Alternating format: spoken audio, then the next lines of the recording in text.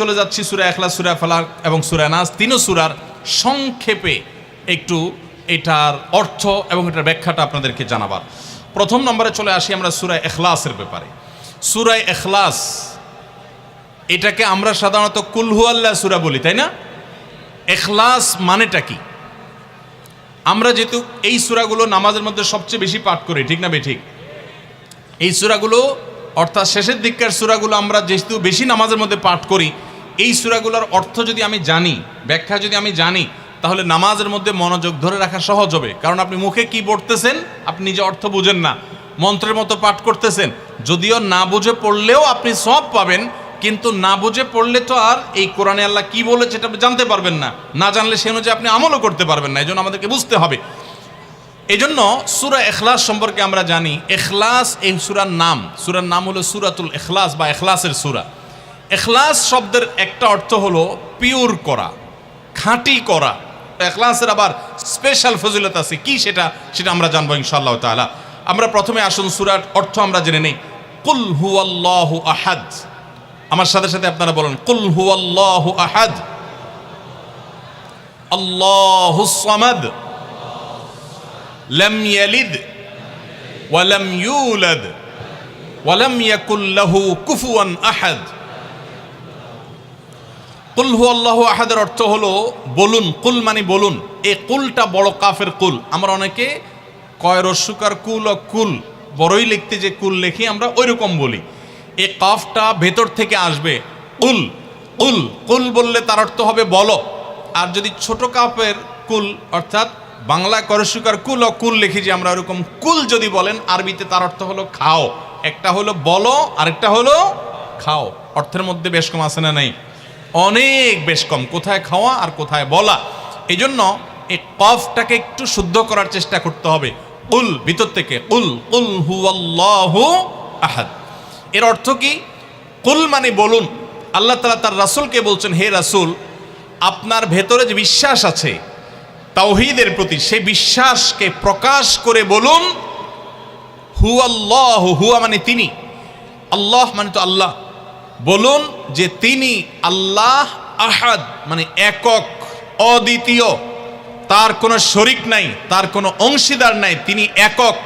বংশ পরিচয়ে তার থাকার প্রশ্নই ওঠে না। যিনি একক, যিনি অদ্বিতীয়, যার কোনো শরিক নাই এবং যার কোনো পার্টনার নাই, যার কোনো ফ্যামিলির সদস্য নাই, যিনি একক, তার বংশ পরিচয় জানতে চাওয়া এটা মূর্খতা এবং অজ্ঞানতা। এই জন্য আল্লাহ রাব্বুল আলামিন জানিয়েছেন, কুল হুয়াল্লাহু আহাদ, বলে দিন তিনি আল্লাহ যিনি একক, আল্লাহুস সামাদ, আল্লাহ হলেন সমাদ। সমাদ শব্দের অর্থ হলো যে তিনি হলেন সেই মহান সত্তা, সবাই যার কাছে মুখাপেক্ষী, তিনি কারোর কাছে মুখাপেক্ষী নন। সমাদ মানে হলো যিনি অমুখাপেক্ষী, যিনি কারোর মুখাপেক্ষী না। পৃথিবীর সকল সৃষ্টি তার মুখাপেক্ষী, তিনি কারো মুখাপেক্ষী না। যেহেতু তিনি কারোর মুখাপেক্ষী না, অতএব তার বাপেরও প্রয়োজন নাই, তার মায়েরও প্রয়োজন নাই, তার সন্তানের প্রয়োজন নাই, বন্ধুর প্রয়োজন নেই, তার কারোর কোনো প্রয়োজন নেই। সবার তাকে প্রয়োজন, কিন্তু তিনি কারোর কাছে মুখাপেক্ষী নন। আল্লাহুস সামাদ। লাম ইয়ালিদ ওয়া লাম ইউলাদ, যেহেতু তিনি কারো মুখাপেক্ষী নন, এই জন্য তিনি কাউকে জন্ম দেননি। ওয়া লাম ইউলাদ, এবং তাকেও কেউ জন্ম দেয়নি। যেহেতু তিনি কোনো কারো মুখাপেক্ষী না, এই জন্য তার বাপমারও প্রয়োজন নাই। আমরা দুনিয়াতে আসার জন্য বাপমার মুখাপেক্ষী, বাপমা ছাড়া আসতে পারে না। যেহেতু আল্লাহ কারো মুখাপেক্ষী নন, এই জন্য তার কোনো জন্মদাতার প্রয়োজন হয়নি। ওয়া লাম ইউলাদ, এবং তিনি কাউকে জন্ম দেননি। কারণ আমাদের সন্ততি জন্ম দিতে হয় আমাদের প্রয়োজনে, কারণ আমার বংশধারা ধরে রাখতে হবে, আমার নামটা ধরে রাখতে হবে, আমার সম্পদ রক্ষণাবেক্ষণ করতে হবে, বৃদ্ধকালে আমাকে দেখাশোনা করতে হবে। এইসব কারণে আমাদের সন্তানের প্রয়োজন হয়। আল্লাহ তাআলা যেহেতু মুখাপেক্ষী নন কোনো কিছুর প্রতি, এই জন্য তার কাউকে জন্ম দিয়ে তার বংশ টিকায় রাখারও প্রয়োজন নাই, আবার তাকে কেউ জন্ম দেওয়ারও প্রয়োজন নাই। ওয়ালাম ইয়াকুল লাহু কুফুয়ান আহাদ, আর তার কোনো সমকক্ষ নাই, তার সমান কেউ নাই, তার সাথে কোনো প্রকার সাদৃশ্য হতে পারে এমন আর কেউ নাই। তিনি অদ্বিতীয়, তিনি একক। এই ছোট ছোট 4টি সূরায় আল্লাহ তাআলার 3টি গুণবাচক নাম আল্লাহ উল্লেখ করেছেন। আল্লাহর মূল নাম যেটা সেটা উল্লেখ করেছেন আল্লাহ, তার জাতে পাকের নাম, আর এর পাশাপাশি আরো 2টি গুণবাচক নাম উল্লেখ করেছেন। এক হলো আহাদ মানে একক, এটা আল্লাহর গুণবাচক নাম, আর একটা হলো সমাদ, এটাও আল্লাহর গুণবাচক নাম। এই নামগুলো আল্লাহ তাআলা উল্লেখ করেছেন। এই যে সূরাটা, সূরা ইখলাস আমরা জানলাম, এর অর্থ আমরা শুনলাম। এই সূরার ফজিলত কি? 3টা ফজিলত আপনারা শুনেন। 1 নম্বর, নবী করিম সাল্লাল্লাহু আলাইহি সাল্লাম বলেছেন এই সূরা ইখলাস এটা হলো কোরআনে কারিমের 3 ভাগের 1 ভাগ। বলেন সুবহানাল্লাহ। সূরা ইখলাস বা কুল হুয়াল্লাহ সূরাটা হলো কোরআনে কারিমের কয় ভাগের 1 ভাগ? 3 ভাগের 1 ভাগ। 3 ভাগের 1 ভাগের মানে কি? এই সম্পর্কে কোনো তাফসীরবিদগণ বলেছেন এর মানে হলো গোটা কোরআনে আল্লাহ তাআলা মৌলিকভাবে 3টা বিষয়ের আলোচনা করেছেন। কয়টা বিষয়? এই পুরো কোরআন জুড়ে আল্লাহ তাআলা আলোচনা করেছেন কয়টা বিষয়ে? 3টা বিষয়। নাম্বার 1 তাওহীদ, একত্ববাদ, ঈমান সম্পর্কে। নাম্বার 2 আখবার, বিভিন্ন জাতি গোষ্ঠীর ইতিহাস আল্লাহ এখানে আলোচনা করেছেন। নাম্বার 3 এই কোরআন আল্লাহ তাআলা আলোচনা করেছেন আহকাম বা বিধিবিধান। ঈমানটা মানুষের, বিশ্বাসটা মানুষের সবচেয়ে গুরুত্বপূর্ণ। বিশ্বাস মানুষকে পরিচালনা করে, জন্য কোরআনে এটার আলোচনা সবচেয়ে বেশি। এরপর ইতিহাসের আলোচনা মানুষের অনেক বেশি প্রয়োজন শিক্ষা গ্রহণ করবার জন্য পূর্বের ঘটনাবলী থেকে, সেজন্য সেগুলোও আছে। আর 3 নম্বর বিধিবিধান, মানুষ কিভাবে চললে কোন দিকে গেলে লাভ হবে, কোথায় গেলে ক্ষতি হবে, সে হালাল হারামের বিবরণ কোরআনে আছে। 3টা বিষয়ের আলোচনার মধ্যে একটা হলো তাওহীদ বা ঈমান। এই সূরা ইখলাস এমন একটা সূরা কোরআনের, এই একটা সূরাতে পুরা সূরার 4টা আয়াতের সবগুলো আয়াতে শুধু ঈমান সম্পর্কে, শুধু আল্লাহর জাত সম্পর্কে বলা আছে। বলেন সুবহানাল্লাহ। ভাইরা আমার, এই সূরা ইখলাস বা সূরা কুল হুয়াল্লাহ এটা কোরআনে কারীমের 3 ভাগের 1 ভাগ। এটা একটা ব্যাখ্যা। আরেকটা ব্যাখ্যা হলো কোরআনে কারীম যদি কেউ পুরাটা পড়তে পারে যে পরিমাণ সওয়াব সে লাভ করবে। শুধু কুল হুয়াল্লাহ সূরা যদি একবার পাঠ করে, কয়বার? একবার যদি পাঠ করে, কোরআনে কারীমের 3 ভাগের 1 ভাগ তেলাওয়াত করার সওয়াব আল্লাহ তাআলা ওই ব্যক্তিকে দান করেন। তাহলে যদি কেউ 3 বার পাঠ করে, তাহলে এখান থেকে বোঝা যায় যে আল্লাহ তাআলা তাকে পুরা কোরআন একবার তেলাওয়াতের সওয়াব দান করবেন। পুরা কোরআন কষ্ট করে তেলাওয়াত করলে সেটার যে মর্যাদা হবে সেটা অবশ্যই ভিন্নতর।